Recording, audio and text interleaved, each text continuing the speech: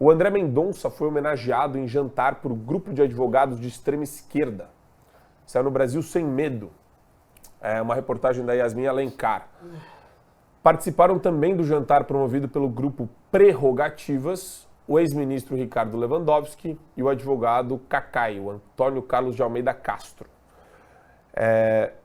Quem não lembra, o André Mendonça foi indicado pelo Bolsonaro e ele era o ministro terrivelmente evangélico que ele queria colocar na Suprema Corte.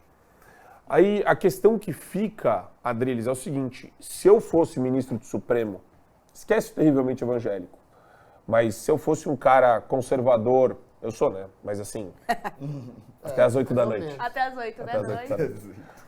Mas brincadeira. Ele é de segunda a sexta. Mas se eu fosse esse ministro, direita no Supremo, a direita está no Supremo ali, tem uma cadeira.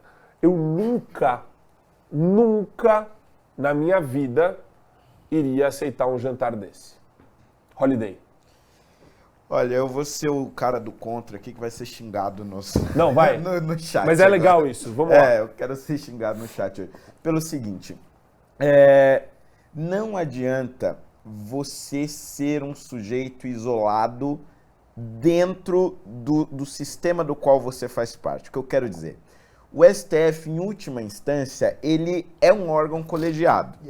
Assim como é a Câmara dos Deputados, assim como é o Senado, assim como é, por exemplo, a Câmara Municipal de São Paulo. Eu, enquanto vereador, e aí eu vou falar um pouco da minha experiência pessoal para tentar explicar onde eu estou querendo chegar com o André Mendonça. Eu, enquanto vereador, quando cheguei lá no meu primeiro ano, falei, eu vou ignorar a oposição. Vou ignorar PT, PSOL, essa galera aqui que não tem papo, não tem conversa.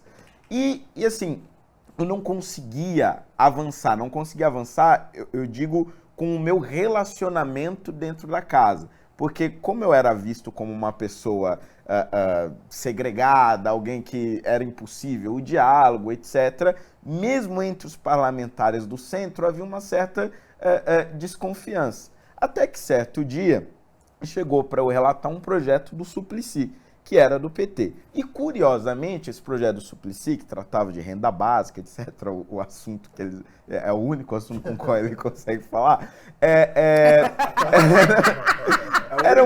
monotemático. Monotemático, há exatamente. 50 anos ele fala disso. Mas era um projeto, assim, razoável, não era nada assustador, etc. Eu li e até falei, caramba, eu acho que é realmente um projeto razoável. E aí eu resolvi ir no gabinete dele para conversar sobre aquele projeto. E o Suplicy me fez uma palestra sobre a renda básica. Cheguei lá às 6 da tarde, saí 11 da noite, claro, porque ele fala muito devagar, né?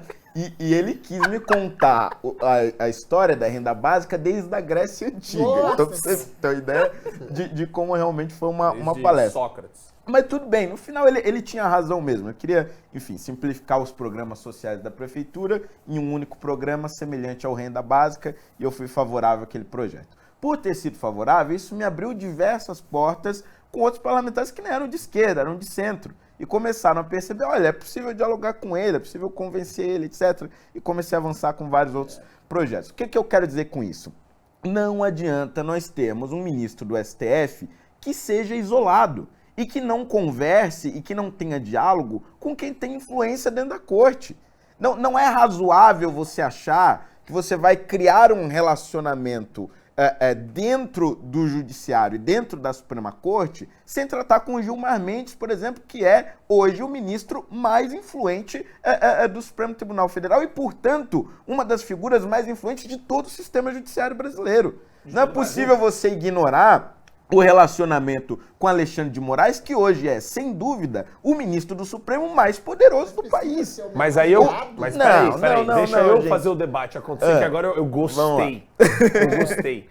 Deixa eu pegar essa verve inflamada de Fernando Holliday e jogar no caldeirão em chamas de Adriles Jorge.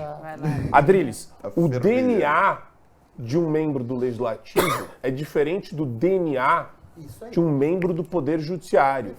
transigir, fazer política, política, ceder tem política reciprocamente, lá também. Mas juiz não tem devia a ser ver político, com Rodrigo. uma Isso é pauta... outra coisa. Pera, só É a vida como deixa- ela é, gente. Posso Não, só, tudo bem, posso mas só vamos fazer ver. aqui uma... Vai lá. Vai Pra lá, vai lá, fazer vai a lá, relação vai. entre os dois. Número 1, você Não, depois eu vou soltar os dois pra brigarem. Tá bom. Mas o DNA dos dois tem que, inexoravelmente, ser um DNA diferente. Se você pegar como exemplo e se mirar nas melhores Supremas Cortes do mundo, principalmente a Suprema Corte americana, você vai ver que eles se pautam por valores, princípios e regras, os ministros. Eles não se pautam em ceder reciprocamente para atos e fatos políticos que ensejam a participação ativista dos demais juízes. Isso contaminaria e violaria a essência moral, inclusive, de uma Suprema Corte idônea, rígida e proba, Adrilho Jorge. A questão que se coloca é, um juiz não é exatamente um vereador ou um deputado estadual ou um deputado federal. Existe sim, é claro, a participação política no juiz, porque ele tem princípios, tem ideais, existe a possibilidade de diálogo, existe a possibilidade de convencimento de um juiz em relação ao voto de outro. Tanto é que no STF você pode mudar de voto o tempo inteiro quando você bem entender. Ou seja, existe esse regramento. Eu só discordo pontualmente do Holliday numa questão seguinte. É diferente você estabelecer um diálogo com os seus adversários políticos em nome de uma maleabilidade para você passar o seu projeto ou você, de alguma forma, receber algo que seja bom do projeto do seu adversário. Isso é o princípio, inclusive, da democracia.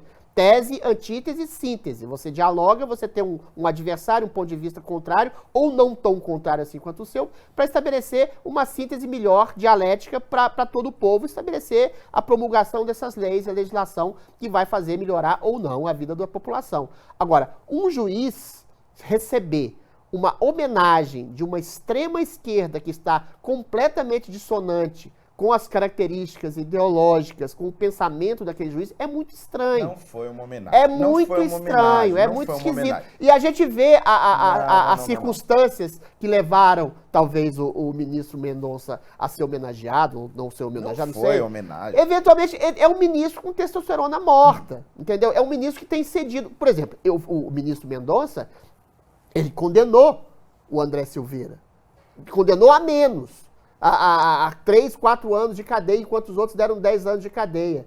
O ministro Mendonça não está correspondendo à expectativa que se tem dele enquanto um juiz conservador, que foi para isso que ele foi colocado lá pelo Bolsonaro. Aí sim é uma questão política. Você colocar um ministro progressista como o Barroso, como a ministra Carmen Lúcia, e colocar um ministro conservador exatamente para dar um equilíbrio, um balanço maior na Suprema Corte brasileira, que eventualmente tem ministros progressistas, conservadores de centro, ou seja, hoje você tem uma maioria de ministros progressistas e esses ministros progressistas dominam a pauta. Olha o que é a pauta. É descriminalização do porte de drogas, é você não poder fazer revista íntima em cadeias, tudo isso é pauta de esquerda, meu caro. E aí quando você tem um ministro que é considerado de direita, que é homenageado pela esquerda, o ministro da República. Mas não é, não é vários ministros não é indicados pelo ideologia. PT que votaram contra o PT. O Joaquim Barbosa, no caso do Mensalão. Mas agora votou no Lula. O Barroso na Lava Jato votou todas as vezes com a Lava Jato. O Fux, a Carmen Lúcia. Não, aí eu discordo ostensivamente de você. O Mensalão não tem a ver com questão ideológica. O Mensalão tinha a ver com questão de corrupção graúda, completa, atestada pelos fatos mas de dinheiro roubado. Que foi um empregado do Lula, o problema é que praticamente. agora o que está acontecendo é o seguinte, ministros progressistas atropelando as leis em nome de uma ditadura do judiciário. Por quê? Porque tem antipatia e nojinho do bolsonarismo, antipatia e nojinho do conservadorismo, e essas leis estão acabando e solapando com a democracia. Você tem um ministro conservador que não faz nada, sequer levanta a voz. Ele sequer levanta a voz contra o Alexandre de Moraes. O que interessa não é a voz, é o voto. O voto foi contra. O voto dele foi contra. Só houve 2 casos até agora em que houve votação. Foi o pacote dos réus lá. No pacote dos réus ele votou contra, ele e o Nunes Marques. O ministro Nunes Marques votou a favor da liberação do Lula na cadeia, meu querido. O ministro Nunes Marques... tá misturando. É sobre a censura ou é sobre o Lula? O ministro Nunes Marques votou agora a favor da cassação do Deltan Dallagnol. Cadê esse ministro conservador? conservador. Você já tá misturando Não as estou coisas. misturando, é a mesma coisa. Existe um conluio para destruir qualquer tipo de movimento conservador ou que seja ligado ao bolsonarismo dentro do Supremo Tribunal Federal. Isso é óbvio. Quando você interpela o Sérgio Moro e que fala assim, o STF agora está combatendo a corrupção porque eles condenaram o Collor. Você está concordando comigo, porque existe uma idealização progressista de esquerda dentro do Supremo Tribunal Federal, a qual nem o Nunes Marques e nem o André Mendonça fazem nada para coibir, não fazem nada para contestar, não fazem nada para se contrapor esse estado de coisas. Vamos colocar então, os assim, pingos nos aí is a aqui. Calma política, a boa política entrando dentro da tramitação dos diálogos do STF e que o Nunes Marques e o André Mendonça se colocam na base vamos do tratar papel desse que jantar. seria representado. Não, eu quero só voltar vamos organizar. capítulo. Vai Quero lá. só voltar um capítulo. Essa Eu questão acho do estranho, jantar. acho O estranho. jantar foi o quê? Foi o grupo Prerrogativas, realmente, advogados esquerdistas, etc e tal. Mas são advogados influentes. Advogados jogar uma influentes. Esse pimentinha é o primeiro no seu ponto. comentário? Vai, coloca aí. O grupo reúne advogados alinhados com o governo de Luiz Inácio Lula da Silva. Foi nessa sexta-feira esse jantar para homenagear o André Mendonça. Não foi homenagem. Foi uma homenagem, eu vou falar por quê. Foi Porque ele homenagem. foi oferecido na casa do Roberto Podval, um advogado criminalista aqui em São Paulo. Conheço várias pessoas que passaram, inclusive, pelo escritório dele. Mais de 120 pessoas estavam na lista. Entre os convidados tinha lá o Ricardo Lewandowski. E o advogado que organizou isso, vou mandar um abraço para ele aqui, vai. Joga para mim, Folo. Marco Aurélio de Carvalho. Foi presidente do Centro Acadêmico 22 de agosto, acho que uns 9 anos antes de mim. Ele é coordenador desse grupo Prerrogativas. E ele disse à CNN Brasil que a intenção do jantar, Holliday, foi fortalecer o diálogo com o ministro. Nós temos diferenças profundas com o ministro André Mendonça em relação a diversas pautas, mas as nossas convergências são ainda maiores. Nós acreditamos no espírito público do ministro, na integridade e no compromisso com a função que ele abraçou. Deixa eu te falar uma coisa sobre o Marco Aurélio de Carvalho. Ele é era vinculado à coordenadoria do PT no estado de São Paulo.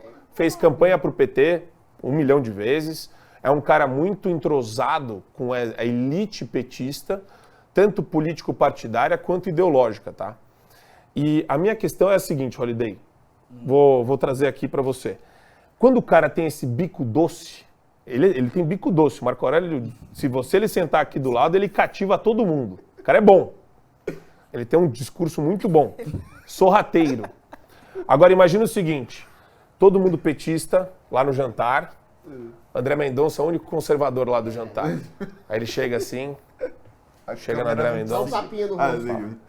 E aí, Dá um André, tapinha no rosto. a gente respeita você, André. E você vai respeitar a gente também? Tadinho do Holiday. Você Dá um tapinha entende? no rosto, dá um tapinha. Você entende? Não, aqui, ó. Você entende isso daqui? A mão no ombro? Foi isso. Não. Ó, primeiro, o Prerrogativas faz encontros rotineiros com ministros do Supremo. Esse é o primeiro ponto a ser levantado. Primeiro, eles próprios disseram que têm discordâncias fundamentais com o André Mendonça, mas que queriam fazer um levantamento sobre esse ano, não sei qual é o período exatamente, desde que ele foi nomeado, mas sobre esse curto período de que ele foi nomeado e ouvir ele sobre o direito e tudo mais. Então, assim, não é exatamente uma homenagem, porque homenagem, você vai lá e faz um evento em prol da pessoa, etc. Ali era para você ouvir o ministro Supremo e, evidentemente, para criar ou fortalecer os laços que já existiam. Um ministro Supremo não pode ignorar os advogados mais influentes do país, independentemente da sua linha ideológica.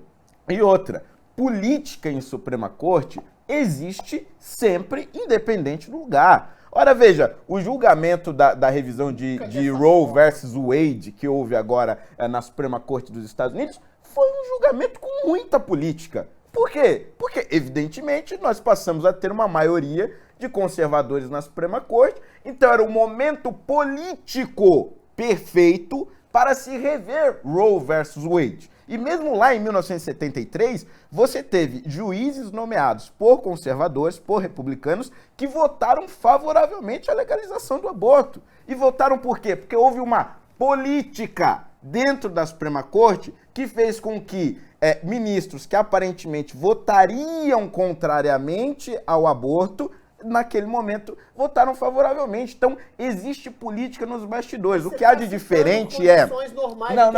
Mas o que há de diferente no Brasil, talvez, é a superexposição dos ministros, etc. Mas essa é uma outra discussão. O ponto é, André Mendonça está numa casa que, essencialmente, faz política, sim. Se fosse 100% técnico, os ministros do Supremo seriam concursados, não seriam nomeados pelo presidente da República. Se eles fossem 100% técnico, passariam por um processo muito parecido com um concurso público e não seriam sabatinados pelo Senado da República. Mas então, aí é um problema o André Mendonça, ele não pode se colocar dentro de uma redoma no Supremo Tribunal Federal. É redoma incisiva. O que vocês estão dizendo aqui, ele por ser um ministro conservador, não deve conversar com ninguém, não deve falar com ninguém, é se colocar de maneira incisiva. Levantar a voz, bater na mesa, meu voto é esse, eu validei. A política é feita, e você é exemplo disso. Você é exemplo disso. A política funciona através do diálogo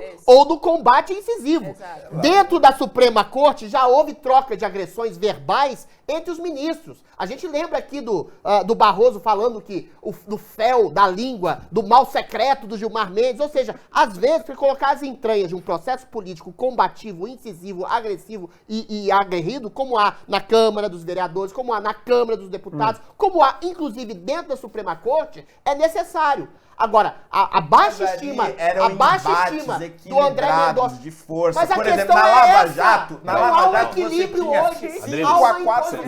Não grita. Ele também tá gritando. Há uma imposição de uma força progressista de esquerda contra o bolsonarismo, contra o conservadorismo, contra a direita, dentro do Supremo Tribunal Federal, e os dois ministros conservadores lá não disseram a que vieram até agora. Nem o Nunes Marques, que vota junto com o STF, nem o André Mendonça também.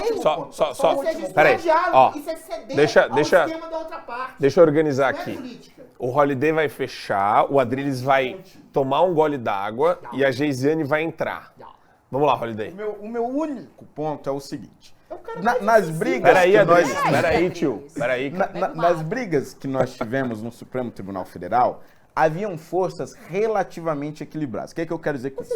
Quando você tinha Joaquim Barbosa... Calma aí. Quando você tinha Joaquim Barbosa lá na 470, lá do Mensalão, e você tinha Lewandowski de um lado, você tinha o Joaquim que não estava sozinho ou só com mais um ministro. Ele tinha a maioria da corte do lado dele e alguns outros do lado do Lewandowski. Quando você teve o embate da Lava Jato com o Barroso e o Gilmar Mendes, você tinha ali uma força equilibrada. Era um ministro de diferença, um voto de diferença, e aí você tinha toda aquela tensão na corte. O que nós estamos colocando agora é um momento onde os ministros indicados pelo presidente conservador, Jair Bolsonaro, são extrema minoria, são só 2 contra o resto da corte inteira. Esse é o momento deles tentarem angariar força dentro do judiciário e não ficarem combatendo lá uma luta inglória, porque 2 ministros não vão conseguir fazer a diferença. Eles precisam arranjar aliados. E a forma de arranjar aliados é por meio do diálogo, não é por meio do quebra-pau. Olha, peraí, não, Adriles, não. Geisiane, você tá há 30 minutos aqui. Geisiane, deixa eu te perguntar agora, na linha do debate que os dois travaram aqui, um debate efusivo, maravilhoso. Gritaram bastante. Não, eu gosto disso. Quando a temperatura se eleva. Quando a gente estuda na Faculdade de Direito sobre o papel e a liturgia do cargo de um ministro do Supremo, não está na nossa grade de estudos os jantares em Brasília. Isso não faz parte, mas isso faz parte da Realpolitik. Realpolitik é o que acontece no Senado, é o que acontece na Câmara, é o que acontece na relação entre Senado e Câmara e Legislativo e Executivo, o tempo todo. Os jantares, as prostitutas, a cocaína, isso faz tudo parte da Realpolitik de congressistas brasileiros. Marco Antônio. Não, eu não estou falando o nome de ninguém aqui. Mas o meu ponto... Adriles, pelo amor de Deus, cocaína é a coisa mais normal do mundo lá em Brasília. Pelo amor de Deus, você vive... Que mundo que você vive? Prostituta eu sei, cocaína. Sim. Você acha que não? Não precisa mencionar nomes. O meu ponto aqui, Geisiane, quando você tem os ministros acuados, e aqui eu quero jogar a leitura para o André Mendonça, eu quero fazer a leitura meio que chamando para aquele momento que o André Mendonça está fazendo voto no caso do Daniel Silveira, do decreto de graça, quase que pedindo desculpa por existir. Isso. Acuado, com o ombro para dentro, quase se sujeitando às intervenções do Alexandre de Moraes como um garotinho acuado do ginásio. Olha, ginásio é uma expressão velha, hein? É mesmo. Do ginásio. E o bullying lá, o cara que faz o bullying com ele, né, peitão estufado, Isso. falando pra ele o que ele tem que falar ou não, quem é referência. Quem é na Esse sociedade. cara é jurista ou não é? Jurista. Não é. Aí vem outro cara e diz, mas fulano, ciclano também fala, não é jurista. Este cara tem capacidade de articular que nem o Holiday está falando que deveria ter?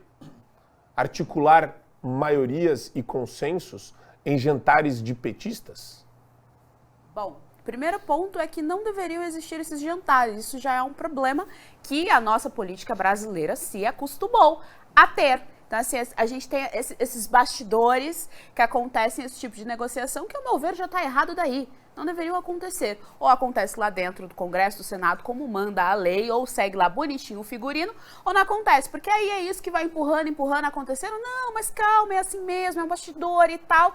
E aí acaba numas coisas esdrúxulas do tipo judiciário atropelar todos os processos. Afinal de contas, né, se tudo acontece de qualquer forma, por que eu não posso? Se eu tenho poder e coragem para fazer isso. O que eu acho que o Holiday está confundindo aqui é que ele está colocando um processo que ali sim tinha uma legitimidade dentro do sistema. Sim. Ele recebeu um processo do Eduardo Suplicy, então não fazia sentido ele não ler ele enquanto representante do povo dentro da Câmara, não fazia sentido ele lá na Câmara do Municipal ler o documento. Bom, achei que aqui tem bons pontos, então eu vou lá no gabinete do cara, sentar e conversar com ele. Ainda que ele queira me dar uma aula desde a Grécia Antiga. Eu vou chegar lá, ali sim, aquele é um ambiente para deliberar as ideias, para conversar, tendo como objetivo o melhor para o povo, o melhor para a sociedade. Isso é um processo legítimo que deve acontecer. É para isso que nós elegemos os candidatos. Isso é uma coisa. Eu promover jantarzinho, que já tem ali uma outra estrutura. Tem outra estrutura, Drilis. Tem uma estrutura um pouco mais informal, intimidatória, que você vai sentar ali. Se é homenagem ou não vou nem chegar aí no ponto se eu foi gosto homenagem dessa ou não. hipocrisia, desse cinismo de homenagear Mas você percebe que e juntar uma galera da Isso. esquerda no jantar Pois é. pra homenagear. Isso. Aí Isso. entra lá, isso. Os aí lobos entra lá o homenageando a carinha. ovelha. Ele que vai não, ser jantado. Eu vou Vai ser homenagear. jantado Sabe e o que devorado. falta? Falta aos políticos da direita, aos ministros que se colocam mais à direita, entender que existe uma política cultural. Isso que o Adriles está apontando, isso que o Marco Antônio está apontando é uma política cultural. Como é que isso vai chegar lá na ponta? Vai chegar assim, ó, que nem a gente está debatendo agora, que o André Mendonça estava num jantar da extrema esquerda. O André inclusive Mendonça baixou a cabeça para o Alexandre. Exatamente. Posso fazer Exatamente. uma pílula? Olha, Não deixa, não, eu quero fazer uma coisa aqui. Sabe por que onde isso chega? Vocês acham que, não, imagina, não tem um problema. Faz parte a gente ter esse tipo de coisa. Mas sabe onde a gente vai parar? Cara, o telespectador. Nós vamos parar lá no Tarcísio Gomes, recebendo o Klaus, qual que é o sobrenome dele? Bolsonaro também teve com ele. Tem foto Errado dele também. Não é porque o Bolsonaro esteve que o Tarcísio tem que estar. Aí a gente para isso. O cara é um puta de um globalista. O cara fomenta a agenda regressista no mundo inteiro. O cara passa a agenda identitária. Aí o Tarcísio, não, porque eu sou técnico. Porque eu vou fazer aqui a técnica, porque eu sou burocrata. Aí o cara não tem o mínimo de expertise de política cultural e me senta com o cara e ainda posta que ele teve, na rede social oficial dele, que ele teve a honra de receber esse cara. Eu não tenho. Isso não, é não, sim um problema. Peraí, Isso... então Não, vamos não, se você vai falar pra caramba. vamos Só pra lá. discordar do Pílula. Holiday, antes que Pílula. essa pauta se vê. Pílula. A questão que se coloca é, eu concordo com você que os dois ministros conservadores da Suprema Corte são a minoria da minoria da minoria. O problema não é a falta de diálogo, Holiday, o problema é a falta de ênfase num discurso contra a possibilidade de uma ditadura progressista do judiciário, contra o conservadorismo da qual esses dois representam. Quando o André Mendonça é humilhado pelo Alexandre na plena corte, qual que é a mensagem que ele leva ao mundo jurídico, à sociedade e ao mundo político? Que ele está lá acuado. Quando o Nunes Marques vota a favor da cassação do Deltan Dallagnol ou da soltura do Lula no processo ali que culminou na eleição do presidente Lula, qual que é a mensagem que ele passa? Que ele está acuado, ou seja, falta de legitimidade de pessoas se colocarem de maneira incisiva, às vezes agressiva, mas legitimamente democrática, e um juiz não pode ser perseguido como um deputado, ou um vereador, ou outro cargo político, porque ele tem tanto poder quanto Alexandre. Falta a legitimidade de dar honra à voz conservadora que esses dois não estão dando. Não é possibilidade de não dialogar. É a possibilidade de se colocar de maneira incisiva num processo ditatorial que está carcomendo as liberdades civis de expressão, democráticas, de legítima consciência, que eles não estão se colocando a rigor. É essa questão que eu coloco, entendeu? Aí só vai no jantar de petista, só vai no jantar do Prerrogativas, é humilhado pelo Alexandre de Moraes. Quando é para votar, vota a favor do Supremo em conluio. Ou seja, não estou vendo diálogo, estou vendo massacre. Eu estou vendo deslegitimação da voz conservadora dentro do Supremo. O que eu super apoio o que o Holliday falou, e eu acho que ele tem muita razão nisso, a direita tinha que ter mais sangue de barata e entrar nesses lugares. Tinha que entrar. Exato. Isso eu concordo. Mas não o ministro do Supremo, no órgão de cúpula do Poder Judiciário ali, se sujeitando a esse papel, que eu acho um papel terrível. De novo, a gente está falando de um monte de advogado que tem ação no Supremo, que tem interesse nas pautas que estão no Supremo. A gente sabe a quantidade de pessoas que querem circular em Brasília. E outra, tem uma coisa muito peculiar que acontece em Brasília. Quem vai no jantar, depois começa... Brasília é o antro da fofoca universal, né?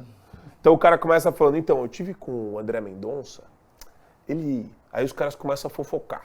Ele gosta do Lula. Ele quer que o governo dê certo. E daí o cara, ele perde a mão disso daí, por quê? Porque como ele não é político, ele não tem assessoria de imprensa. Ele não tem controle de imagem pública. Ele tem um gabinete com assessor e só para fazer o quê? Voto dele onde ele atua, que é o Supremo Tribunal Federal. É diferente de uma personagem pública que está acostumada com esse grau midiático de exposição. Mas os outros ministros... Os outros... De um ministro. Exato. Os outros ministros estão. É esse.